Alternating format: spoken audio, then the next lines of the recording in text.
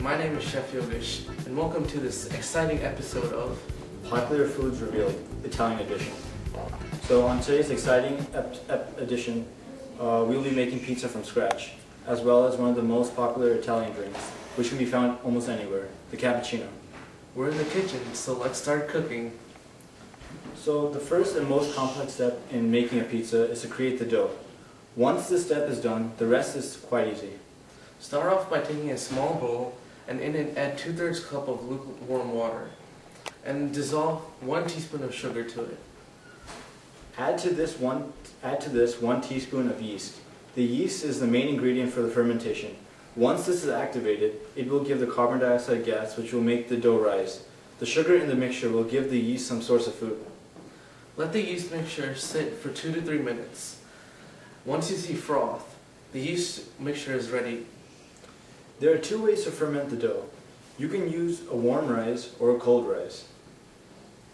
The warm rise is much harder to do because you simply leave it at room temperature and wait for it to rise. This is hard to control because this can take anywhere from 10 to 24 hours. Tiny variations in room temperature and the amount of yeast you started with will make all the difference. And if it's not risen to optimal conditions, when you use it, the dough may end up flat and lacking in oven spring. So timing a pizza party this way can be very challenging. By far, the easier way to ferment dough is the cold rise, and the results are just as good, if not better. Most pizza places in New York City use high gluten flour, and many internet sources insist that high gluten flour is necessary to make real New York pizza. However, the pizza guru, Evelyn Solomon, said that the old timers used flour in the 12% gluten range, which would be bread flour. The ratio of flour and water can dramatically change the characteristics of the dough.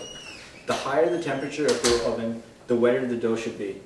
At super high heats needed to make a pie in 2 minutes or less, you need a lot of moisture to keep it from burning and sticking to the baking surface.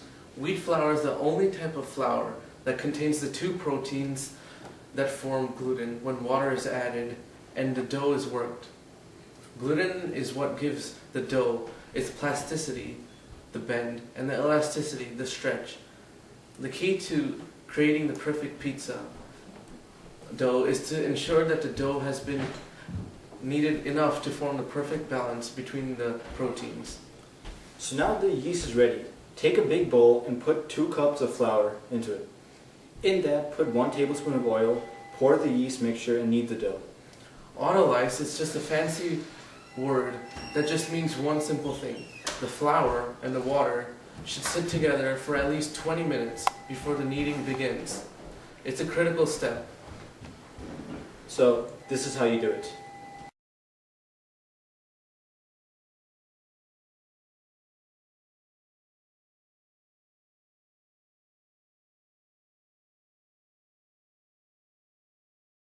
Now let the dough sit for 1 to 2 hours. Make sure to cover the dough with a damp cloth so the dough doesn't dry up.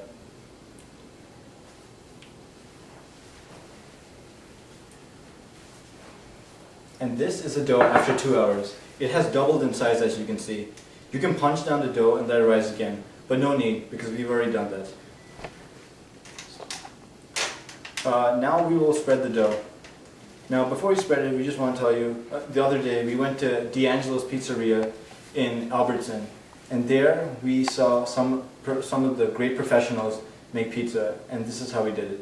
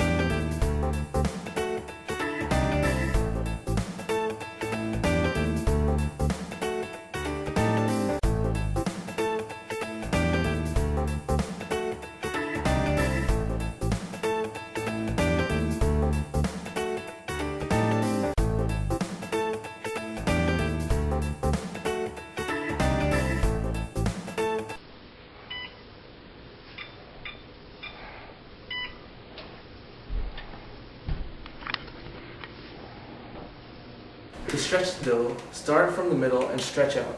So we're going to place the dough on this baking sheet. This dough is 4 cups of flour, so we're just going to take half of it. You can separate it using a knife. And before we do that, we're just going to place some flour on the baking sheet.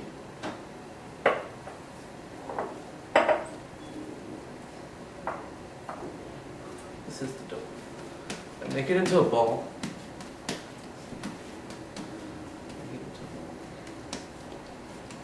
Put some flour on it. Make sure the flour doesn't go inside. This will just make your dough more firm inside, and it wouldn't help in the baking process. So with your hands, just go like this.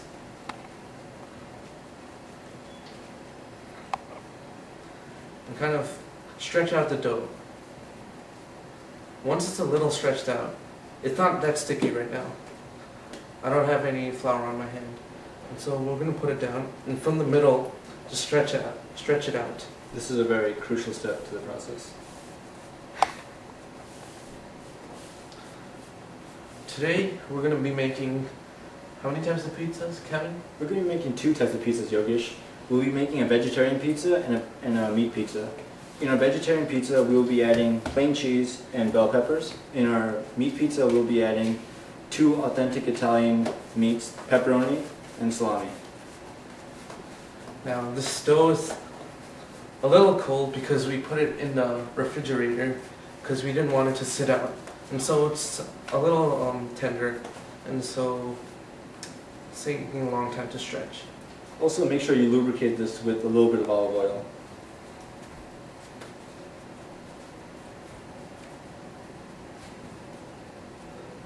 You see how this is flabbery, kind of? That's how your dough should be. Now, make sure when you're stretching it like this, there's no holes. And so, don't use your fingers, use the fist. Don't punch anyone. This ensures no holes will be produced.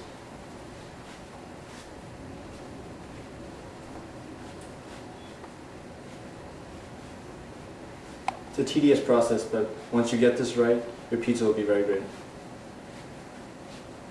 Meanwhile, our ovens are preheating to 450 degrees. In the pizzerias, they use ovens that are 800 degrees. And so, the pizzas you see have chars on them. And that's just because of the high heat. The high heat in pizzerias also allow them to produce the pizzas much faster. But because we're using a conventional oven, it will take us about 7 minutes to fully cook the pizza.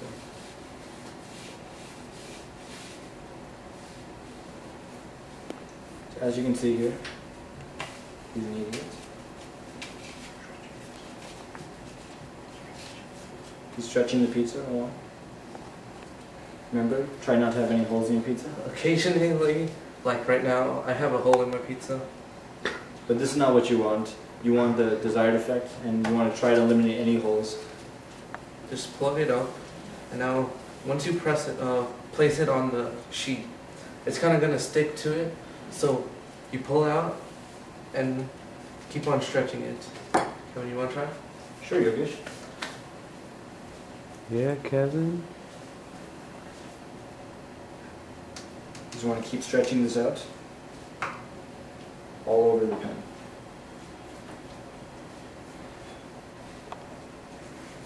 Now, while he's doing that, this is good job, Kevin. We have our sauce here, and we just took regular tomato sauce that you find at your local supermarket, and to that we just added salt. There may be salt inside it, so just check, taste it a little. And we added some seasoning. Mainly, we put Italian seasoning, which is a blend of oregano, parsley, and 3 other spices, which aren't that much in quantity, so we're not going to talk about them. This just gives you a nice taste. We also put black pepper inside it. For a more kick.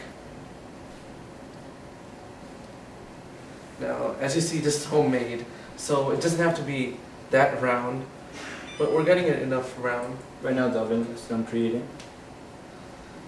And so, this is basically done. Kevin, do you want to do the meat pizza first or the vegetable? I think we should do the vegetable pizza. Okay. Now you see, we're creating a crust right now. The bottom of the pizza is called a crust, but you know the occasional crust that you have on the side? That's what we're going to create now, just by pressing it.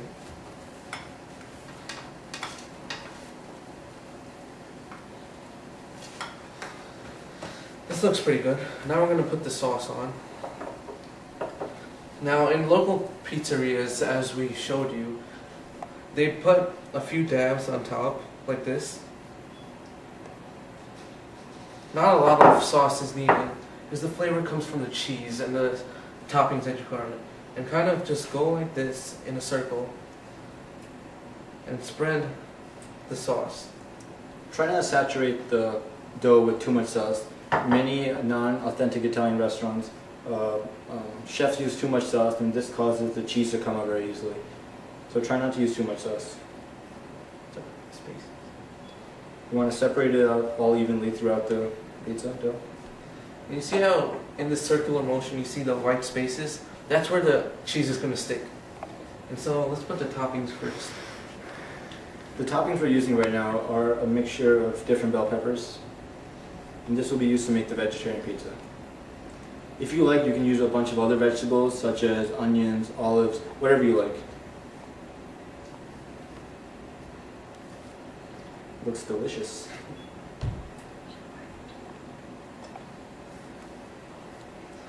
And now Now it's time to add the cheese. This cheese is a mixture of Italian provolone and mozzarella cheese. This is the best type of cheese to use for Italian pizza. But you could also use other cheeses such as cheddar and pepper jack. Take it out.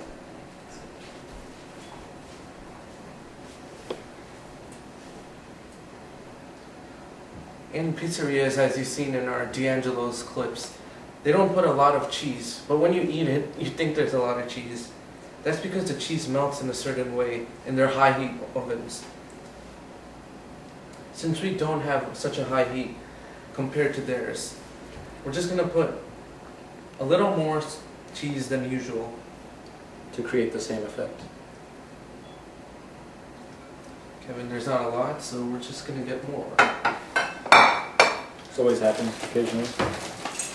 So, our pizza is ready. We're going to be ready to put it in the oven. And so, I'm going to put it in the oven, and it's pretty hot. I can feel it in here. I'm trouble opening it. We're going to keep it in there for 7 minutes. As you see, 7 minutes. Alright, so now as our vegetarian pizza is baking in the oven, we'll be making our meat pizza right now. And for our meat pizza, we'll be essentially using the same ingredients, except we'll be adding to it pepperoni and salami.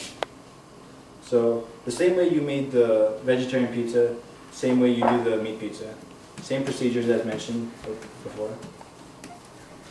Basically, you take the dough, make it into a ball,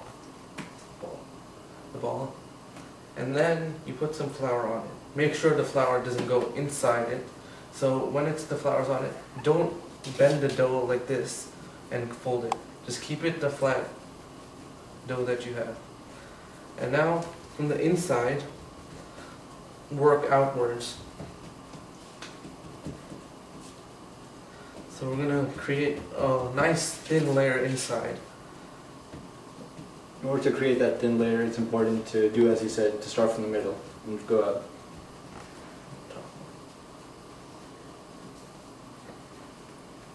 Now the meats we're using in this pizza, as I said before, are pepperoni and salami. These two meats are very popular in Italy. They add a very spicy kick to the meat pizza that we all desire. And as again, we'll be using the same ingredients, the cheese, the provolone and mozzarella cheese, as well as the bell peppers. So as you can see here, he's continuing to do the same thing as he did for the vegetarian pizza. And in the back boiling there is the water for the cappuccino. We'll be making a cappuccino today also.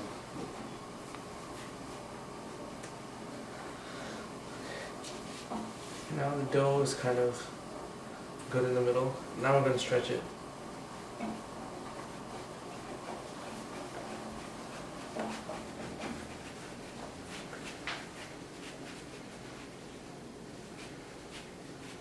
When you're doing this, make sure you're using a fist and not your fingers.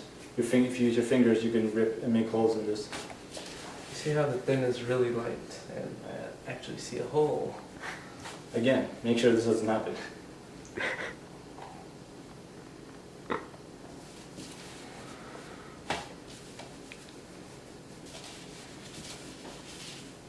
To make a meat pizza, you don't just need pepperoni and salami. You can use a whole lot of other meats. Personally, I like meats like sausage and pastrami. So whatever you like, it's your pizza. Make it unique.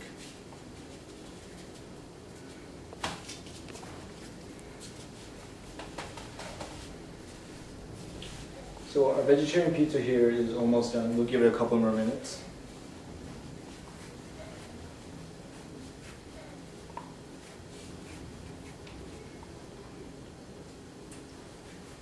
As you can see here, he's delicately spreading the dough out. Make sure you do this because this will ensure a very thin and very smooth crust.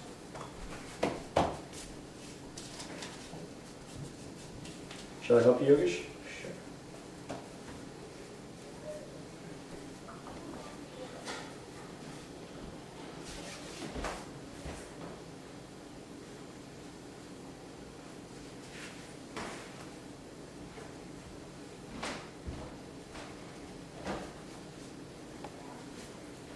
This process can be quite tedious, but it's very important.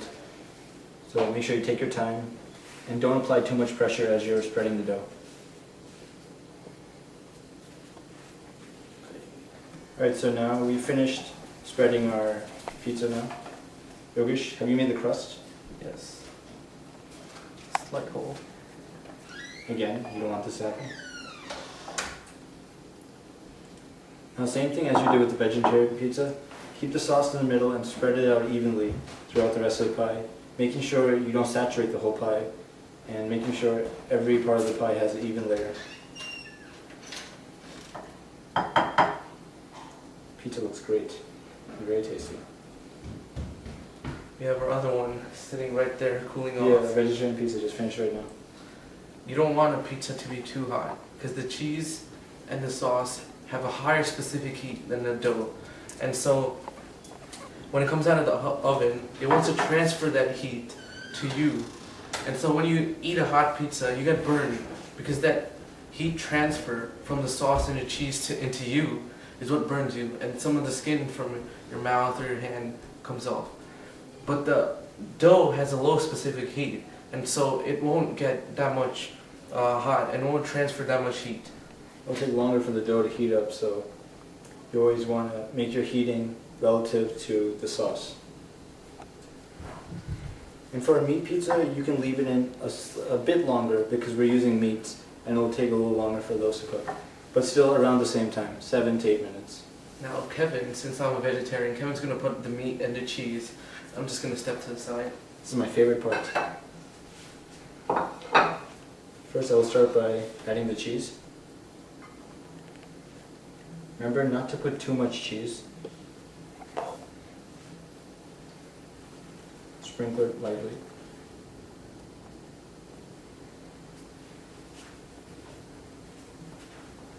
The whole body.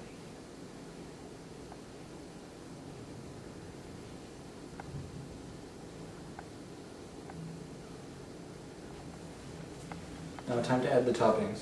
We'll be using pepperoni and salami. So you want to kind of evenly distribute these meats in pizza.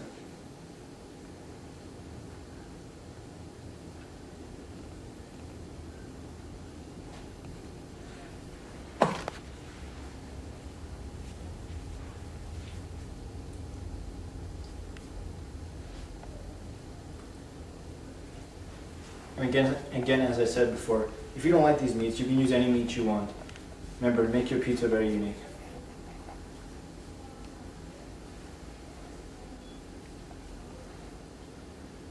I think I need to add a bit more cheese.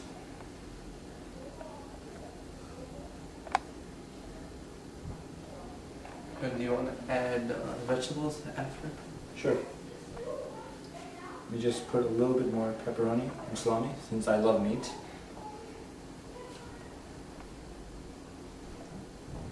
oven from the previous bake is also right now at 450 degrees exact, and so we're just waiting for Kevin. Right now, I think I have enough meat, so I'm gonna add the rest of the bell peppers we use with the vegetarian pizza. Now, sometimes chefs at local pizzerias, they add olive oil, which I have here. They put it on top, just to drizzle it on top. But we don't want to do that today because the cheese, it gives off oil, and you're going to see that when we eat our pizza. So, to keep it a bit healthier, we're not going to put that. But inside the dough and when covering it, we put the olive oil just to as a lubricant, as Kevin said before. I think there should be enough peppers. Because I love cheese so much, I just want to add a sprinkle of cheese just around the corners.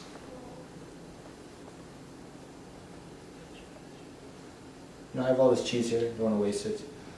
I love cheese.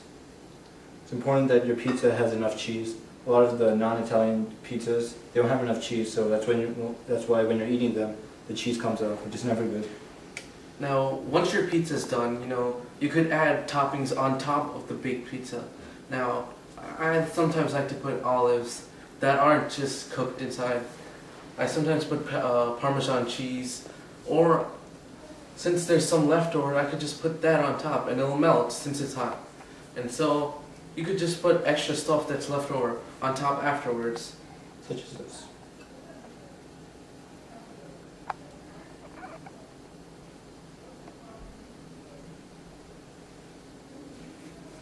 Just want to finish up the rest of my cheese. Add a little bit more salami and pepperoni.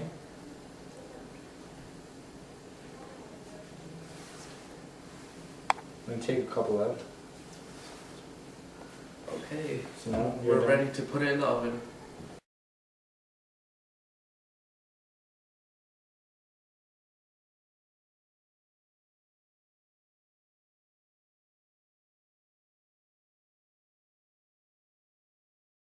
Alright, so now we're making the cappuccino. So the first step in making cappuccino would be to add about 1 to 2 teaspoons of instant mixed coffee. Remember, if you have a coffee blender, this can be done much better, but we're just showing you how it can be done very easily at home with basic stuff. And we'll be making 3 cappuccino.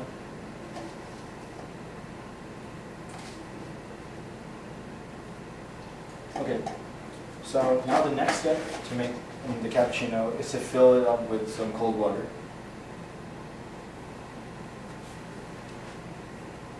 Try not to fill it up too much, probably about halfway, or until all the coffee powder is dissolved.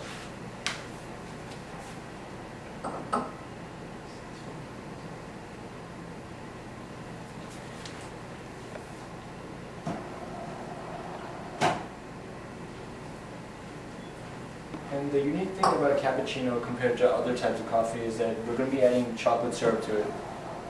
Right now here I'm using Hershey's chocolate syrup, and we'll also be adding some ready whipped cream for some extra kick. So the next step, Yogesh, is to pour some milk. How much milk? Well, you don't want to fill it to the brim, but like almost. So it gets like that color. So it gets to like a light, to a medium light brownish color.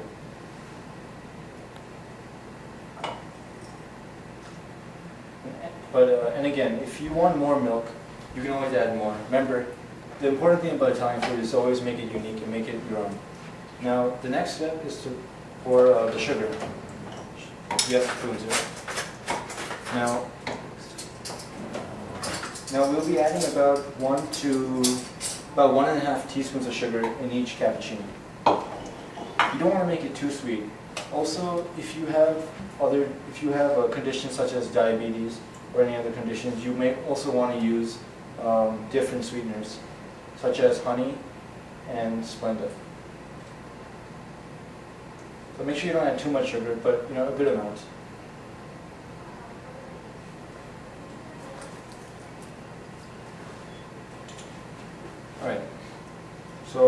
Once the sugar is added, you want to put a little bit of chocolate syrup. Probably about 1 teaspoon of chocolate syrup.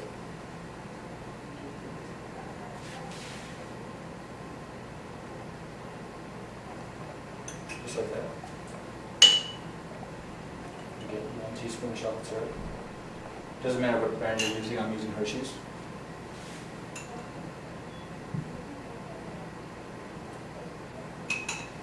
Now since chocolate's very sweet, you don't again have to add too much sugar. The chocolate will provide most of it.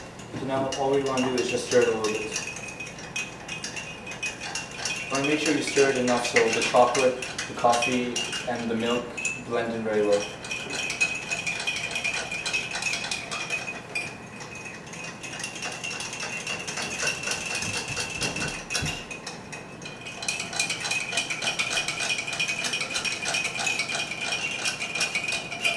Now, you may also want to chill your cappuccino with some crushed ice.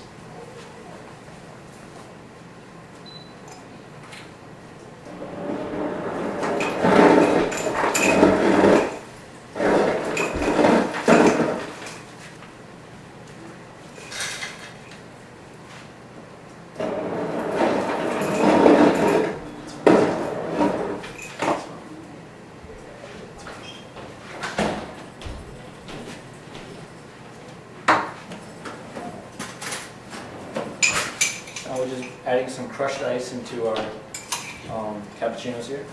If you want to give it that frothy look, you can put it in the blender, but we want to show you how to make it in a more easy way. Now for some extra pizzazz, you can add some whipped cream to it.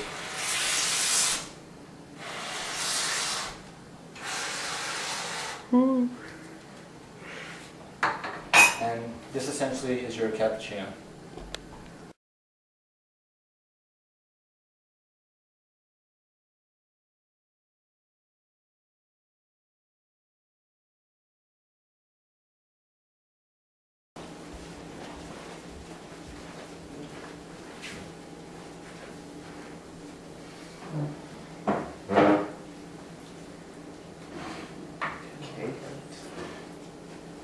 Let's cut this pizza.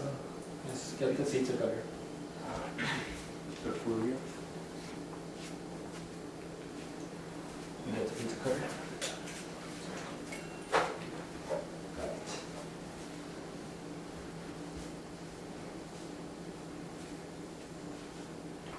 This pizza looks delicious, Nikhil. Yeah. This is our guest, Nikhil. He's going to be eating with us. Yeah. I'm honored to be here by Kevin's invitation. So, it's a great dinner, right? Yeah. It's This delicious. place is awesome. It's always great when you make your own food rather than Yeah. going out and buying it. The pleasure of making it by yourself and the love that you put into it is awesome. The delicious is exquisite. Meat pizza We're here. just trying to cut the pizza into 8 slices right now. So there's no point.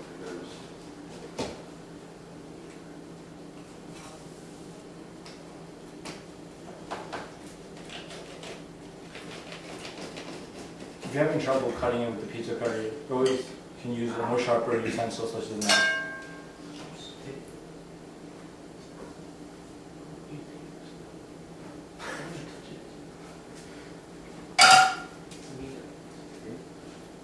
So guys, Let's chat.